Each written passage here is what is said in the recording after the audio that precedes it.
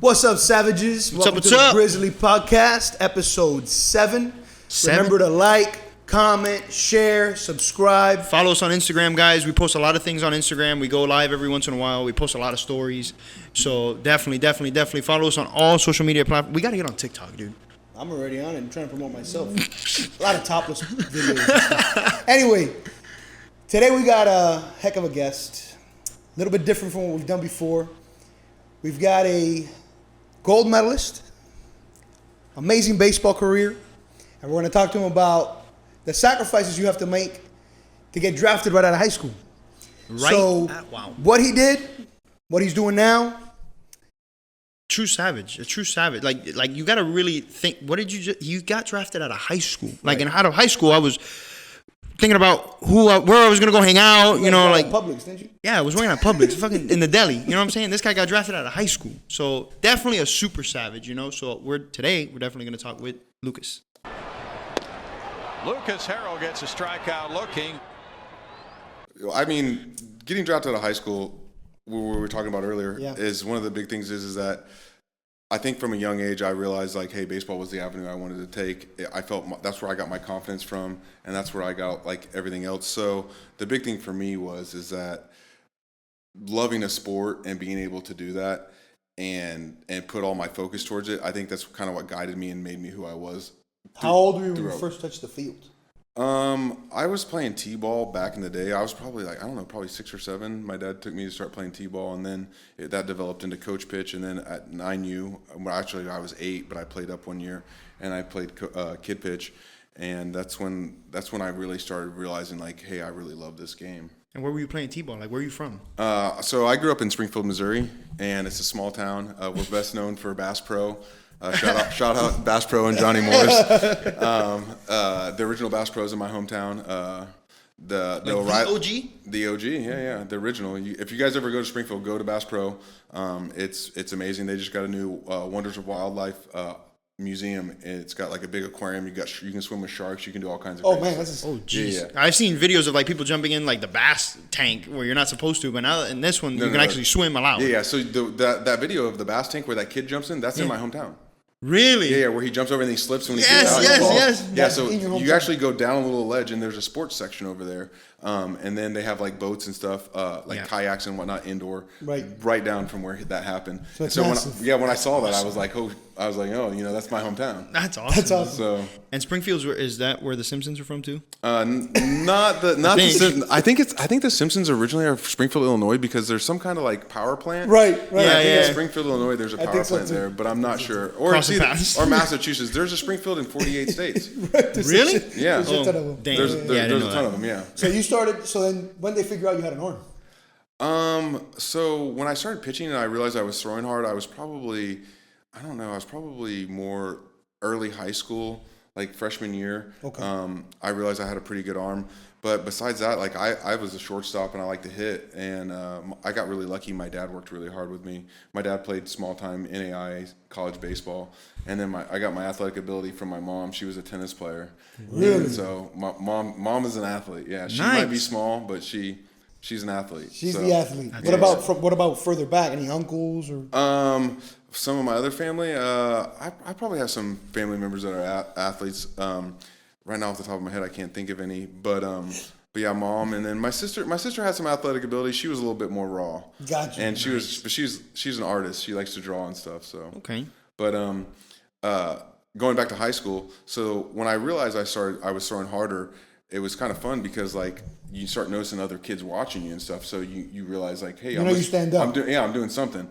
And then as I kind of progressed and I got older and I started doing more lessons, it was one of those things to where I was refining my mechanics, and since I got lucky with my dad was teaching me how to pitch the right way, when I started throwing harder, I was able to have good control, which at a young age, a lot of kids, they can throw hard, but their control's a little bit off. And that's what I love about this area of kids. They have TV, they have video, they have all this information right at their hands, so they can directly plug that in to help them out on the field. I'm not a big stats person, and I know they do like Rapsodo and stuff like that nowadays to get RPMs on the ball and all this other I have so much technology. Information. I think some of it's good. I think sometimes we overdo it. But one of the things I do like about it is that it can help you refine what you're doing. Gotcha. Nice. Yeah, because you got your information from whatever Pops told you, and maybe some other influence on the field, but it wasn't YouTube when we were growing up. Yeah, I mean, we would go to college camps at the local colleges, when I was a kid, and they would just teach us, a few things here, a few things there, and then the rest came from my dad. So, Did they have the speedometer? Like, what were you throwing in high school? How fast were you throwing in high school? So the fastest I ever hit in high school was 97. Damn. But that was my senior year. And then, but I usually set around like 92, 94. So I was throwing pretty hard. Yeah. It's definitely tough. And I got lucky because of my natural arm angle. I had a little bit of sink on the ball, so it made it a little bit harder to hit, and that helped me out as I moved up to face, better, more elite hitters too. So, but who, like in high school, to get that, again, going back to being drafted from high school, what type of sacrifices did you make growing up? Because I grew up going to house parties, and I wasn't an athlete, so you were an actor. I was a child actor. Okay. Did a few things as a kid. And then my mother, we actually moved to LA, and they sacrificed a lot for me to elevate in my career, and I was a knucklehead. Yeah. I didn't dedicate myself at all. So I was partying, I wasn't doing what I was supposed to. So when I see somebody who elevates to that next level, I appreciate it, because I know that you were doing what I should have been doing. Yeah. Obviously, you were practicing baseball. I should have been practicing my lines. Yeah. You know what I mean? Yeah. So, well, I mean, tell me about it. When you're young, it's hard because it's hard to differentiate the fact of like what's going to help me get to that next level, and then also too, like you said, being a kid, making your mistakes, having fun, and for me in high school, like. I had friends, they would, they wanted to party or do whatever. And I knew that, hey, I had a workout in the morning, or my dad and I were going to go to the cage. But one of the good things was my dad, my first love was basketball, actually. Really? And so when I was about 6 years old, I would wake my dad up at 4 a.m. before school. And he said, I'm not going to force this on you, but if you want to do it. And we would go over there and we'd do Pistol Pete Maravich ball handling drills from a video we had. And so at 4 o'clock in the morning, before school, and then he'd take me to school afterwards. And that's kind of where I got my dedication from. I was very lucky. My parents are amazing, and they supported me through all my journey. And the big thing with my dad is my dad's like, hey, I'm going to help you get as good as you want to be. So any information he could obtain, he was giving that right back on to me. And so when it came to high school, like I saw kids that, we were talking earlier too about, people that I played with that were better than me. And I always wanted to be the best. So I knew that if I didn't do the little things the right way, then I wasn't going to be able to get to where I could be at that elite level. So definitely the sacrifices are crazy. Like it's also said that, going to the lake where I'm from is like almost like here a little bit. People love going to the lake. Yeah. Well, during the summer, why those other kids are going to the lake that should have been practicing baseball, I was taking ground balls in the backyard. We were going to the batting cage. I was playing travel baseball part of the time. And then all the way into the fall, even when the season ended, because it gets cold in Missouri sooner than it does here, I was able to practice with my dad. We would go inside. We would play catch. We'd do all kinds of stuff still. So, well, were you still like having an internal battle with yourself? Like, man, I really want to go to the lake. I don't want to do this. Or were you naturally just like, I really want to strive? I wanted to be different in the senses like there wasn't a lot of Major League Baseball players from my area either. I mean, Missouri's not a hotbed. Wasn't until I got to high school of baseball players. So I knew I didn't like school, and I didn't try as hard as I should have, I guess you could say. And so I knew that my avenue was baseball because I got my confidence from it. I got my work ethic from it. I got my ability to cope with people and failure and all those things, because I think a lot of kids nowadays that don't get into sports, I think the best thing about sports is that you learn how to fail and you learn how to handle it. Because I mean, it's either going to make you or it's going to break you. And if you can say, hey, this is going to drive me to make me better, then you're going to go further. But if you let it eat you up and stuff, like I know they say, some kids, they cry after a loss or whatever. My dad didn't want me to cry. He's like, hey, and we would get in the car and he wouldn't harp on me if I had a bad game or whatnot.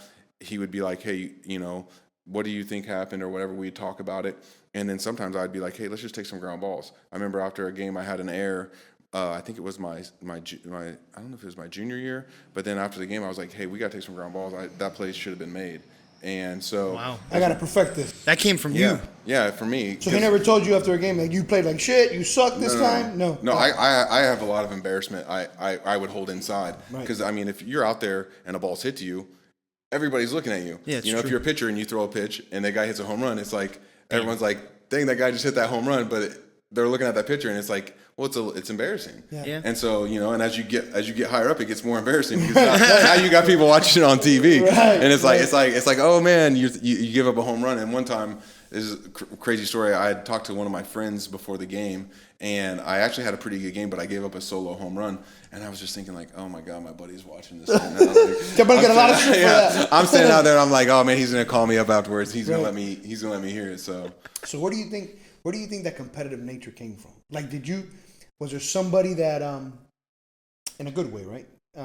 Was there somebody you focused on as an enemy that you wanted to compete with, like, that you wanted to beat? I don't know if there's just necessarily. I thought I didn't want to lose to anybody. I hated losing. Gotcha. And my sister was bigger, was older, and so I think it started with her. And the fact is like I didn't want her to ever beat me at anything. Gotcha. And she low key has some mad shit talking game. She's good at talking shit. There are some people who are on it with like comebacks. My son is good at talking shit. Well, and she'll do it, and she won't even know. She'll like low key just throw one under the rug, and I'm like, she's weeks later. You should have said that. Right. And it's like no, I got to go back and beat her. And like we used to do this little thing where we'd hit balls off of the garage with tennis rackets. And like pickleball. Yeah. Kind of, but so we're hitting it off the garage, and like I hit it, and then she hits it. But she knew how to angle better than I did, and so that's what started getting me to where I was like, okay, well, she's bigger, she's stronger, she's a little bit faster. So how do I beat her? Well, I knew that because of the way the ball would come off the garage, like I needed to go this way, and so I was like, well, why don't I cut it off? So I started getting shorter so I could hit the ball harder, and then she couldn't get it. Yeah. So you're analytical. He's competitive. So your competitive nature came from competing with your sister. Yeah, at a young age. Yeah. So. Wow. Pretty wicked. And so you got drafted out of high school to who? So I got drafted by the White Sox in the 4th round in 2004, and the organization was on the up and up because they won the World Series in 2005, and they were. At the time, they were wanting older players, so they were using the minor leagues more for trade bait to get guys at the big league level. So my mindset going into it was, hey, do as good as you can. There's a good chance you'll probably get traded because the manager we had at the time was Ozzie Guillen, and he liked the older players because they were proven, and they're building a winning culture. Right. So that's what they want. And I got lucky to stick around long enough. I accidentally got hurt in 2006. I missed all of 2007, had surgery on my shoulder. And then I made my comeback, and then that's when I got to play in 2009 with Team USA, and we went to Europe, and that was a really cool experience. You won your gold medal. Yeah, I won a gold medal there. That's amazing, dude. Yeah, it was awesome. Dude, how was that? That was awesome. Two of the coolest things is that you realize how bad all these other countries, they hate America. Right. And we were in it. So when we won the championship, we played Cuba, and we were in Italy. And they were booing so loud at one point, you couldn't even hear the national anthem when we were standing on the podium. That's crazy. Yeah. Who was booing? The Italians? The people in the crowd? Yeah, the Italians. Well, I remember, so I did a movie in Paris, and we were in Paris for 3 months. And we're American, right? But my family's Cuban. And I don't know why the Europeans are major communists. They are. Yes. So we're in France, and you'd go to a restaurant or something, get a table, and you say you're American, you're from Miami. We lived in Miami. So my dad would say, hey, we're from Miami. Service sucked. But if you said you were Cuban, oh, Fidel! Very good. My dad used to get in so many fights in Paris. Yeah. Holy shit. Fuck Fidel. Pop, just say you're American, please. I don't want to see you get in another argument. Well, that stems from, too, like, a lot of people that you meet that come from Cuba, and then they see the stuff that's going on now here. You talk to them, and they're like, no, we do not want this. Oh, absolutely. We don't want this. Because they know what it looks like. Yeah. And they know what it turns into. Right, because a lot of these, like, I remember when Obama first came out, and he started, great speaker. Yeah. But like my dad said, Fidel was an amazing speaker. They're all the good thing for them, if you're Venezuelan, if you're Cuban, you can see through the costume. Yeah. Where Americans, Nope. They don't get it. America's like a country of spoiled children. They don't understand. They'd rather have a facade. No, and they think it'll never happen here. Yeah. They don't get it. It can. Cuba wasn't always like that. Venezuela was great. And it happens quick. Oh, super quick. Look at Brazil. Super quick. Brazil had the 4th largest economy, and now I know. now they're. I mean, it's poverty there. I know. So I agree with you completely. It's like there's a smoke screen up, and all of a sudden, the Americans, we can't see it because we've had it so good, and all of a sudden that smoke screen gets pulled away, and you're like, well, what happened? What happens overnight? The people who've lived it can see it because they saw the same smoke screen before. Yeah. You look at big cities, like I haven't been to San Francisco in a while, but when the first time I ever went to San Francisco, it wasn't all that bad. No. But now it's horrible. I went to San Francisco. I'm 38. The last time I was in San Francisco was probably 16. It was beautiful. Yeah. It was beautiful. LA was already becoming what it was. But San Francisco wasn't like that. And I just had matter of fact, now 4th of July, we had a girlfriend of ours, my wife's and her friend, who lives in San Francisco. And she's been there a few years now, and she's like, I come out of my apartment, and there's literally people butt naked walking across the street in boots, or a guy defecating on the corner. It's insane. It's insane. But anyway, let's go back to baseball. What was it like at home when you got drafted? That had to have been a party. It was awesome. It was real quiet. It was just me, my mom, and my dad, and it was just you three. Just the 4 of us, yeah. That's it. And we got the call, and it was I think it was Kenny Williams, the GM, and he called and he said, "Hey, is this Lucas?" And I said, "Yes." And he said, "Well, welcome to the Chicago White Sox." That's amazing. Holy shit! Amazing. It was a great feeling. You get that feeling of like tingling and it's like. Did you believe it, or you were like, "No, let me call a step back"? Yeah, I was like, well, yeah. When I got called up, that's a funny story. Tell me that story. But to finish with but so when I got drafted, it was like I looked over at my parents and I was like, I'm a Chicago White Sox now. And so then they had the scout come in, we got the paperwork signed and stuff, and then I got to go up to Chicago, and they introduced me onto the field and as the fourth round pick of this year's draft, and then I got shipped off to Bristol, Tennessee. And it was pretty. Your dad must have been proud of shit. Oh, my mom and dad are super proud. I can imagine. It's awesome. So, what was the first thing you bought with your check? We gotta talk about that. Yeah. Probably, I would say it was probably the car because Right. I had a crappy old truck. that thing, when it would get cold in the winter, I'd have to the starter was bad, so I had to take a screwdriver, lay it sideways, and then I take a wrench and touch it down on the side, and it'd kick on. Oh man! It was terrible. So what did you get? Yeah. I got a Nissan. So So you were responsible. A little bit. I drove it way too fast, but it was newer, so it had a little get up. Yeah. You weren't like Shaq where he went and bought like 4 Mercedes back to back because he was pissed. I didn't quite get that kind of money, but if I would have, I might have. Yeah, bro, it's hard. So, it's hard. But yeah, it was. I got introduced to Uncle Sam pretty quick when that signing bonus came. Yeah. Oh, whoa, dude. That was a whole new story. I was like, they're getting how much? And then my mom was like, yeah. That's how it works. Right. I was like, no. Yeah. Is that the first time you ever made money, or did you have like a part time in school? I had worked a little bit, but nothing crazy. Yeah. So it wasn't like I wasn't making enough money for it to be any, Right. Big difference. To notice taxes were a Yeah. problem. Right. Especially too is when I mowed yards in the neighborhood too, they were just giving me cash, so that was great. That's Right. So yeah. Jesus, bro. crazy. So White Sox got hurt. Team USA. How was it? So how'd your family react when you went to Europe and you won them? That was awesome. I called my parents, and they were super, super excited. To join the Olympic team, you got to be picked by them too. So right? yeah, we all got selected. Right. They went around and they saw guys that had really good years that year, and they were like, hey, we want this guy, and a lot of it too is the organization, I think. So I was still with the White Sox at that point, and they were like, hey, we got a guy, and it didn't hurt that our minor league pitching coordinator was one of the pitching coaches. So I think he said, hey, this guy's ready to take that next step in his career, so let's go ahead and put him on this team, because I played with guys like Ike Davis, Pedro Alvarez, Justin Smoke. These guys were all first rounders a couple years after me, but they were like top round guys, and they were all studs, and they were young in their career, but they were blossoming. So it was really cool to get to play with those guys and see them grow, plus getting to watch them. So if I ever face them, I was taking in notes. Right. Hey, this guy hits this pitch well, he doesn't hit this pitch well.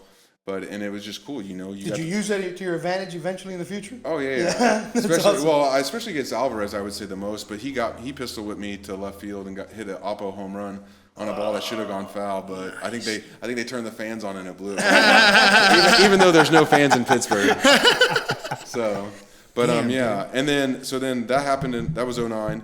And then after the year came back, I came back in 2010. I had a really good spring training. I thought I had a legit chance to make the team out of spring. But we had re-signed Jose Contreras, Cuban guy, and then we brought back Freddie Garcia. So my chances went down because they gave those guys money. But I came out the gates struggling actually because I learned a hard lesson. I think I pitched like 4 or 5 games, and I was doing terrible. And because I was pissed off, I didn't make the team. And so I had the wrong mindset. And then Buddy Bell, who was our minor league coordinator, he came in and he's like, hey, what's going on? Like, you're on the roster. You have a chance to make the big leagues, blah, blah, blah. And I was like, man, something's wrong. I'm off. My attitude was different. And I was playing to pitch in the big leagues instead of playing for the team that I was with.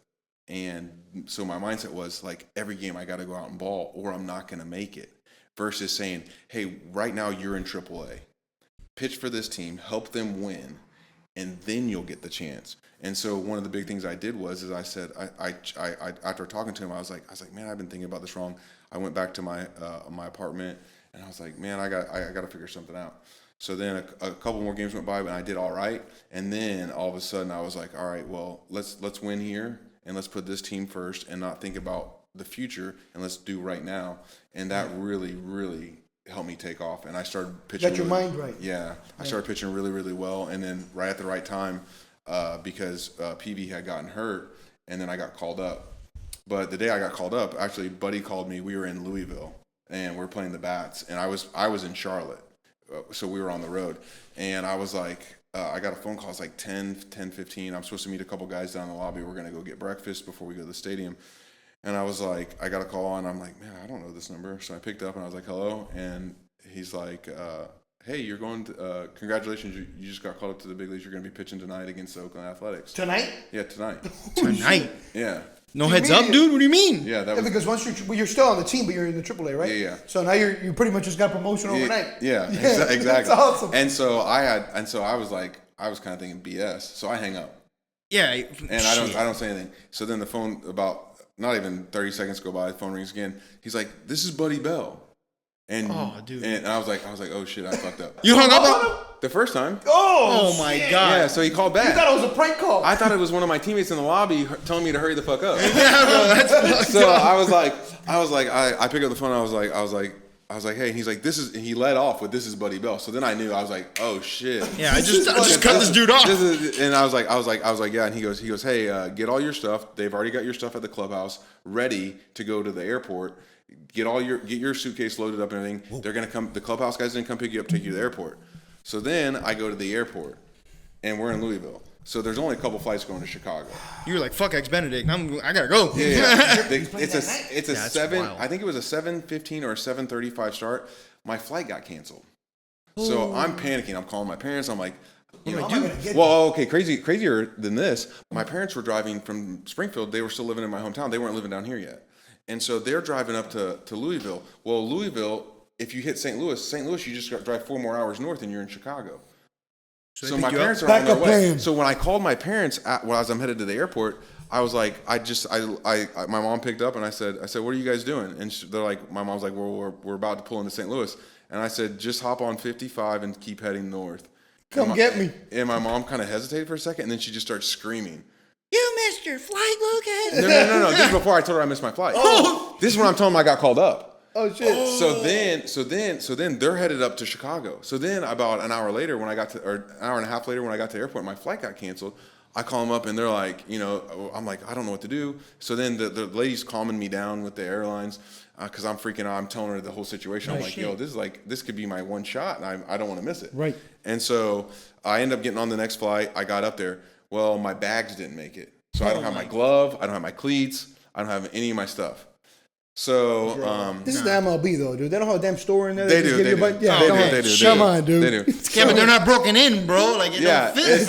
it's not my glove. The Right, way it's I all want brand it. new shit. It's not, I mean, like, it's not my underclothes that Right, I like. right, You know, right. I have, So I they're have not comfortable. and I'm a very routine person. Gotcha. So like, I put my stuff on in a certain order. I like to wear it a certain way and everything. So Now you're uncomfortable. yeah, so I get to Chicago, and traffic in Chicago at 5 o'clock. It's insane. It's terrible. Right. So my God. I'm like, okay, well, what's going on? So, I have a guy, and he gets me, and he takes me from the airport to the field. Well, the game, like I said, the game is like a 7:35 start. It's Firework Friday, packed house, 35,000 people, and Oh my God. we're flying. I get to the stadium about 6:20, 6:25. So I usually take about 2.5 hours to get And prepared. warm up and Yeah, all that. like stretch properly and Right. all this stuff. So I know I'm not going to go through my routine. So I'm mentally preparing, like, what am I going to cut out, all that stuff. So I got one of the guys had an extra pair of cleats that fit me, so I wear his cleats. One of the other guys had a glove that was broken and kind of like I like it, so I use his glove. So I kind of pieced all that together. They got all my uniform and all my other stuff in my locker because they know what happened. And so I go in, I get stretched out by the trainer. But when I first walked into the clubhouse, Kid Rock was playing the guitar and throwing out the first pitch and singing, doing the national anthem On the field. on the field. And he was like in the clubhouse talking to he had stopped in to talk to some of the guys. So when I walked in, I was like, and then when he stood up, he's like, I'm Kid Rock, shook my hand, whatever. I Yeah. was like, I didn't realize he was like 6'4". Oh, you're a big boy. He's I pretty didn't tall. realize that he's either. taller than me. And I didn't I'm like notice that. 6'2.5". So like, I was Big like, guy. I was like, They say I was he's like, cool as shit, Yeah, too. super nice Yeah. guy. He just told me, good luck tonight, kid. That's awesome. Yeah, sure. That's Man, I awesome. gotta talk And to he you. introduced himself like I didn't know who he was. Yeah, for real. It's like, you're like one of the most iconic looking Right. people that there is. Like, you're not going to miss Kid Rock. That's Yeah, some bro. humble shit. Yeah, That's yeah. some humble That's awesome. shit. And so then I... That's an exciting That freaking day. that fucked you up even more because Right. man, I now got to talk to Kid Rock. I can't stretch. Yeah, Shit. I can't screw up. Kid Rock told me good luck, you know. So then I get ready and everything, and to kind of cool my nerves because everything was in a rush. Paul Konerko, who was our first baseman, he was an all-star, really good, one of the nicest guys you'll ever meet. He came up to me and he goes, "Hey, we've won like 10 straight at home, and we're in first place in the division." And he goes, "Hey, don't screw this up." Oh. And I was like, damn. No Who said that? pressure. Who said that? No pressure. He said it because it was like as a joke, but it was like Yeah. he actually made me relax because it's like, hey, they're winning. Right. Yeah. that's I it. don't got to do anything. I'll go out there. I'll be me. They got me. I got a hell of a They'll- team behind Yeah, me. they'll take care of me. Yeah. Yeah. So I got. Long story short, I ended up getting in a jam. I went out, warmed up, did all that stuff. But How'd you do that game? I did well. Okay, But good. I got in a jam in the first inning. I had the bases loaded, and I threw a cutter in on Barton, and I thought he clubbed me. And Alex Rios made a really nice catch at the wall. It wouldn't quite have been a home run, but it was close. And then after that, I got through that first inning, and I was like, okay, I didn't give up any runs. And then I kind of was like, hey, I belong here. I can pitch here. Everything's good. Hey, and it's then your first night back. yeah, and then so I wasn't used to the crowd. I wasn't used to all the adrenaline pumping. 35,000. 35,000 people. bro. Yeah. Wow. And so, so I ended up having a good game. I went 6 2/3. I gave up 1 run, and, awesome. and we won. And I got a win. That's awesome, bro. Nice, bro. Congrats, dude. Fucking Hell yeah. awesome first yeah. night back. How'd you celebrate that? No So, chili dog? And nobody knows everything you went through to get there. Yeah, and bro. the craziest ending to the story, I had my flight back to Louisville After the game? after the game. You went home that same night? No. I had it for the next day. Oh. So I met the team back in Louisville because they were just calling me up for that one game. So, but then I got called back up in September. Yeah, because they put you on the map. So- Because that game you did fucking Yeah, awesome. since I did well, they called me Right. back up in September, Right. and then I had a couple good games in September, and I had one. In my opinion, I had 3 good games and 1 bad one. But I was pitching out of the bullpen then. I wasn't starting because we were making that playoff push, but we ended up not making it. So that was kind of tough. Yeah. But Crazy. Yeah. So how many years was your career in baseball? so I played for 15 years professionally. I played basically six years at the big league level, 1 year in Korea, and then the gold medal. And then what was the end of the career? The end of the career for me was not my happy time, just because Right. you want to end things on your own terms. And the thing that sucked is when I walked off the field in Toronto, that last game, I knew I was done. My arm was hurting. You felt it. Yeah, my shoulder was bad again, and I was like, man, I'm gonna have to go through another year of rehab and stuff.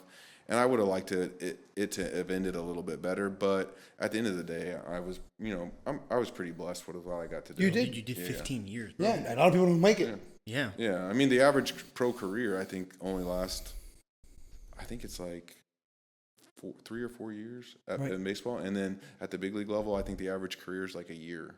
Wow. That's it? So yeah, it's not long. There's so many injuries nowadays, and guys have worse and worse injuries, especially with guys throwing harder nowadays. Right. Bro, so how are they throwing harder? Is it they got to be doing supplements or something? 1, 2, 3, 4, 5th. I plead the 5th. Gotcha. They have to, bro. That's a I mean, no, that's not. It's like 110 mile an hour balls now, bro. I've seen some crazy numbers. Some of the stuff they're doing nowadays, it's their diet. Yeah. Gotcha. We'll call it that. Yeah, Technique. it's their diet. So how did you deal? So mentally, how did you have to be a freaking warrior to deal with that? Because I know that's that's all you knew for 15 years. That's what you did. Yeah. So to jump out of that, how did you attack that? What did you go through? Did you go through any downtimes or? Mentally, it was hard because the only thing I miss about baseball is competing. When you're out there on the mound, like I joke with people all the time. I was like, there's a prize between me and that hitter, and who's gonna win that prize? Who's gonna be better in that moment? Right. And also too, like I'm at that moment when I'm pitching to that guy, I'm saying currently right now I'm better than you, and I'm gonna get you out. That was my mindset when I was out there. So I wanted every pitch was my last pitch I would ever throw. It was like, this is gonna be the last one. This is my best pitch. Right. So for me, afterwards, mentally staying locked in with something at a high level competitive was really hard because it's like, well, what's the next thing? What do I need to find? What's gonna fill that gap a little bit? And that's when I kind of started helping my family. I helped my buddy out with his business a little bit, and it started bringing that competitive fire back. And now I'm in full swing. I'm trying to reach my hand out to a couple other things, because you see a lot of guys, sadly, they go broke when they're done, is because you don't have that income coming in anymore like you did, but you still have the same spending habits. For me, it wasn't hard to change my lifestyle because I don't have a crazy lifestyle. Gotcha. I'm a little bit low key, and I like You're to simple. Yeah. I don't have to have the fanciest car. I don't have to have the jewelry. Right. know. I got you. It's true. We're fancy. Yeah, I gotta be fancy, bro. Like, We're fancy. Yeah. So how old were you when you were done? I was 34. Young as shit. Yeah. Jesus. So, and I'm 39. So it's been 5 years, or 2017. What are you up to now? I mean, I know you're helping kids and you're doing all kinds of stuff. So when my grandpa passed away in 2018, my uncle and my mom took over his business, and my uncle's running the plumbing supply stuff out of Lakeland, and then my mom was running the storage unit and stuff here, right. And my mom was also teaching at Frostproof. Shout out to the Frostproof teachers. For real. Yeah. But teachers are underpaid, and absolutely, they 100%. yeah, they do a great service. And my mom was one of the, for me, I'm biased, but my mom was one of the great ones. She really loved those kids. If she ever had a chance and she saw a kid that was doing without, she would take him a jacket or a shirt. And in small towns, you see a lot of that. Yeah. Too. Yeah. Well, I think to be a teacher, naturally, you have to love kids because, I mean, like you said, the pay's not great. I mean, I think some of the bad teachers get a bad rep probably because they've been doing it so long, and you're already underpaid. Kids don't respect you.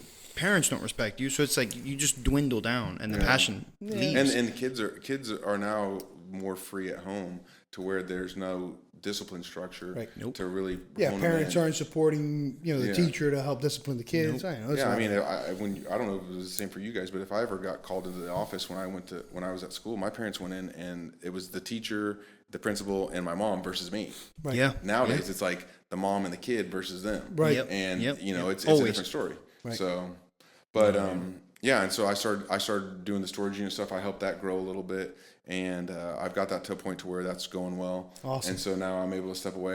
We were talking earlier about, I was about to bring it up. I'm doing some training stuff up at Fitness for You. That's Shout out nice. to Steven and the bro. crew over there. Fitness for You. A little off topic too, or not off topic, but we talked before. Do you do ice machines too? You got into ice machine rentals? We've done the ice machines. Those are a great thing. The big thing about those that I really like is that you can do advertisement on them. So they come with a plate on the front, but you can put advertisement on the sides, depending on where your location is and what you're doing. But yeah, you can put advertisements on the side. You can take the plate off the front and then still have the thing at the top, and then have advertisement on the front. So it's a giant billboard. Yeah, you can. Yeah, basically. So when people walk up, they can be like, "Oh, well, this attorney," or whatever it is. Yeah, so you're charging for the advertisement all around the thing too. Yeah. And so that pays your rent, your water, whatever that goes towards, and then the machine, everything that comes in comes back towards getting your ROI. So no profit, which is great. Yeah. How'd you get into ice machine? A lot of things I've got into is just research. Gotcha. And finding what holes are in certain areas and what's going on, because a lot of those things, especially with like those type of things, you don't really know. You see them all over the place, right? And you see, but it's not something you think about. Yeah. And the thing that really got me noticing it was the one in Avon Park, right there by the road. Yes. Yeah, that one's busy by the Dunkin' Donuts. Yes. Oh my God, I see people pulling up there and getting 4 and 5 bags of ice. I'm right. like, what are they doing? And I was like, so one day I actually sat across the street for a little bit, and I was like, how many? You just analyzed it. Yeah, and I was like, man, they're just turning out business, so this might be something that would be good. And and my uncle was getting into it too, and so it was like, hey, we can all talk about this and let's see if we can grow something here. So your entrepreneurial drive, you don't like fancy cars, you don't like jewelry. What is it that you want the money for? Access to what? So I can support my family, giving them a better life. I'm not married yet, and I don't have any kids, but when I do get married and that time comes, I want to be able to give them the best life possible. I mean, I've lived a very blessed life. I tell people all the time, I flew chartered for 6 years. That's awesome. You're not going through security. Right. You're not doing any of that stuff. I mean, when I played in Korea, I mean, we went to a dinner, and I mean, I got a $600 steak. Right. Yeah. Right. That's awesome. How long were you in Korea? How old was I? How long were you in Korea? I was there for 1 year, 2015. Okay. And I got to live a very, very blessed life, and I've got to be a part of some really cool stuff. Early, man. Yeah, dude. And so if I can pass that on and create some generational wealth, then that's kind of what I'm looking for now. That's the key. Yeah. Yeah, man. Because all that, I can have all that nice stuff when I'm in my later years. I still travel and do stuff. Yeah. You enjoy your life, bro. Yeah. Yeah. Everybody enjoys what they enjoy different. But that's, I don't mind a nice scotch every once in a while. That's it. Yeah. And a good steak. Yeah. That's it. Good steak. Exactly. I've never had a $600 steak. I bet it was fire. That was the first time I ever had. Kind of like a $350 steak. I got lucky. I got to have Kobe beef and Wagyu for the first time, both together. In Korea. Mm-hmm. Yeah. I don't know. I got an uncle that was working for, this is in the 80s. But he worked, I don't know, I know you didn't do that, but just, I don't know why that came up now as an Asian country. I don't know. But he was working for a company, and in Japan, I think it was, they went to dinner, and it was a restaurant, supposedly he said there was a table, it had holes in front of you, and they would bring in monkeys. And then the monkey would come up from underneath your table, and the thing would chop the top of its head, and you'd eat its brain. Freaking insane shit. Bro, supposedly it was extremely expensive. Wow. I don't know if I'd eat monkey brain. Yeah, I can't do all that. I don't know if I'd eat that either. Yeah, I can't do all that. All that. I've eaten some weird stuff though. But I mean, in Asian countries you do find some crazy stuff. Oh yeah. I mean, I've had live octopus. Live? I love octopus. I don't know if I can do it live. Good. What the fuck? It's so good. Is it good? It is good. It's. I mean, it's just a little bit more salty because it hasn't been reduced down. But it's basically it's live. They cut it. And then it's still moving. Yeah. It's moving, bro? No, yeah, that's crazy. Yeah. You are wild, bro. Nah. No, it's good. I think I do it. Throw a little hot sauce on it. That I can do. It's I put gochujang on mine, which is like that red bean paste, that spicy bean paste. Like live scorpions and shit? Did you do any of that? No. I have had a couple bugs, but I don't like bugs. No, I don't think the most I've done is the worm in the tequila bottle. That's about. Ooh, I haven't even done that. The worm is the worm good? It's all tequila. I think that's what puts you over the top is the damn worm. Okay. Because it's like concentrated with tequila. Shit. It's a worm, right? I've had gummy worms, but not fucking worm.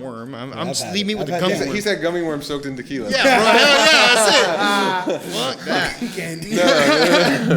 No, I admire your career and then your drive, absolutely, right? Dude. It's definitely cool to hear all different aspects and the fact you want to give your family. I'm married, but I don't have kids either. But I guess that's my battle too with wanting and not wanting to have kids, because it's like I know I'm selfish and I don't want to take away from myself, because I know if I have kids, bro, I'm out the window and that kid is gonna be like a little toy. I'm dressing them up and everything. Having kids is super selfless. I mean, it's the most selfless act you can do. Because the fact is that now you have to put somebody before yourself. Yeah, I mean, think about your dad. You think your dad wanted to get up at 4 o'clock in the morning, and he did, right? Like nobody wants to get up at 4 o'clock in the morning and go play basketball. but you're his son, so he does want to. Yeah, You know? and he doesn't know how good I'm going to be. I'm Right. 5 years old. Right, Yeah. right. But Put he all knew his time he in knew his that kid. I wanted to learn. So Right. Yeah. Yeah, It's selfless. It was man. nice. Being a parent But, is selfless. Yeah, and I mean, for me, it goes back to biblical. You know, with being a parent and stuff. You see, I don't know what the story exactly, but it's Abraham when he takes his son up on the hill. Oh, to and, sacrifice his son? sacrifice his son, and then God says, you don't need to do that. No, and then, right. but I mean, like That's a hell of a story. yeah, and it's crazy to me because you think about it and like, well, could my dad done that for me, or if I had a kid, could I do that? Like, Right. Like that the amount of trust he had in God was, Right. is crazy. Major faith. Major faith. Yeah. So what would you tell any young kids out there that want to be pro ballers or pro basketball players or pro football players? What makes the difference to get drafted out of high school? Spend more time practicing than playing, because there's a lot of people that are going to tell you no, and if you can perfect your skill set, then when you go out there, it's second nature. You see kids nowadays that, especially with basketball, you see them, they'll play every day, like play games and stuff like that. Well, no, work on your crossover, work on, these European players are coming over here, and I noticed this a lot when I was in Korea. The way they practice is game speed, and they practice more than they play. And Really? And the reason why we played 6 days a week once the season started, but man, their practice, there wasn't like a lot of screwing around. It was like locked in, focused. It might have been an hour long instead of being 3 or 4 hours, what a normal practice might have been. But the thing is that they focused and they worked on skill work, and so the small things they didn't make the mistakes on, and that like roll into big things, because it's like a snowball effect. You don't have proper footwork. Well, then once you get the ball, even if you catch it, now your footwork's not proper. So now you might make an errant throw to first if you're an infielder. So if you can work on that footwork to where your footwork is so good that it doesn't matter where the ball's hit to you, then you're going to make a good throw. Gotcha. So they practice totally different than how we practice here. And the intensity as well, and the attention to detail and the focus part of it is a different level. But always, I mean, the culture in itself is super attention to dedicated. detail. Super disciplined. Always. From samurais to, I mean, like, honestly, like, I know it's funny, but bro. No, but it's true. But bro, the They're a very samurais disciplined culture. are ridiculous. No, even when it comes to work and business. No, and everything. They're so laser focused, dude, and it's amazing. Yeah, I mean, I use the example. Have you ever had Centauri? I have no idea What what is it is. It's Centauri? Centauri whiskey. No. It's or Hibiki. No. They're Japanese whiskeys. Never tried and they're great. Really? But their attention to detail and their distilling process and everything and their flavor, it's amazing. I gotta try that. Yeah, I'm gonna write that down. I'm gonna Yeah, try that. the Hibiki I don't put on ice. The Centauri I do. I'm gonna try that. Damn. Try that. Can I get it at ABC? No, I don't probably know. not. I think. Oh, you might be able to. They You might think have. so? They might have one. Yeah, it might be a little bit high, but they might have I gotta it. find it. Yeah. I used to get it at Specs Where's that at? Where's that at? in Texas. Oh, I It's get like it. it's I like a get it online. Walmart-sized liquor store. Is it really? Yeah, It's that big? All liquor, yeah. And then Oh, they no. have like an area over on the side where they have like a little restaurant and stuff like that. But Nice. it's crazy. That's a big liquor store, bro. That's a massive liquor Yeah, they store. have But it's everything- Texas, bro. Everything's bigger in Texas. Yeah, So we got you a little present. You want to give it Okay. to him? You can give it to him. You're closer. You're closer. So this is a little gift, right? People know. Everybody who's been watching our podcast know that we do T-shirts. Yeah. With him, we want to be a little different. So we got you a We got a Batman. bat. Shout out to Print House. Grizzly, so yeah. you're Shout definitely out a to Print savage, House. bro. Shout We out want to to Print highlight the fact that you are a savage. But we also wanted to highlight, if you turn it, the high points of your career. So Oh, awesome! That's There's your awesome. name. yeah, man. So No, that's definitely. really cool. Thank you guys. Yeah, of course, bro. Thank you. We appreciate you That's so taking the cool. time to sit with us, tell us your story and basically talking to everybody who wants to learn about you and maybe get educated on what they need to do. and help. There's so the kids out there that want to be. This works for whether you want to be a pro baller, whether you want to be a business person, whether you want to be an entrepreneur, anything you want to be elite at in life. It takes sacrifice. It takes hard work. That there's going to be those days where there's a birthday, there's family gatherings, you can't go. You got to sacrifice that. Yep. There's people eating certain meals and they might be laughing at you because you don't want to eat it. That's okay. Yeah. You know who you're going to be and you know the goals you want to achieve. And this man here sacrificed a lot to have the beautiful baseball career he had and win a gold medal. And win a gold medal. If it was easy to be great, everybody would be That's great. right. That's Yeah. right. But man, And, I if- appreciate and also you, brother. too, I've been giving some of the local kids. I've been working them out, training for weightlifting and also lessons. So if anybody's interested in the area, And where are you doing that? You have an Instagram? I've been doing it on at the Avon Park High School field. Okay. And then also too, I've been doing at Fitness for You. I've been doing some of the training. Nice. Do you have an Instagram? Yeah. But shout out your Instagram. We're gonna put it down there underneath. My Instagram is just Lucas_Harrell 34, Okay. and then a lot of people hit me up on Facebook. It's just my name, Lucas and then Harrell. there's a goofy picture of me playing basketball from back in the day. I had to prove to some kids that I could still dunk You can still play basketball. at 34 years old. That's awesome. Nice. So, You can dunk at 34? My last Well, now he's dunk, 39. my last You're what, dunk 38, is 36 39? at 36. Nice. Yeah, That's awesome. Thank Well, you. dude, we appreciate you coming Yeah, out, thank you. man. Thank you so man. much. Yeah, Thank you thank so you. much. So, guys, follow, like, subscribe, follow us on social media, learn from Lucas, pay attention to the details. Yeah, that's always take sacrifice to be great, guys. So, And share the video. Share the man. video. Yeah, man. You don't know who might see the video, who you're helping, and comment. Thank you, guys. And we'll see you in the next one. stay savage.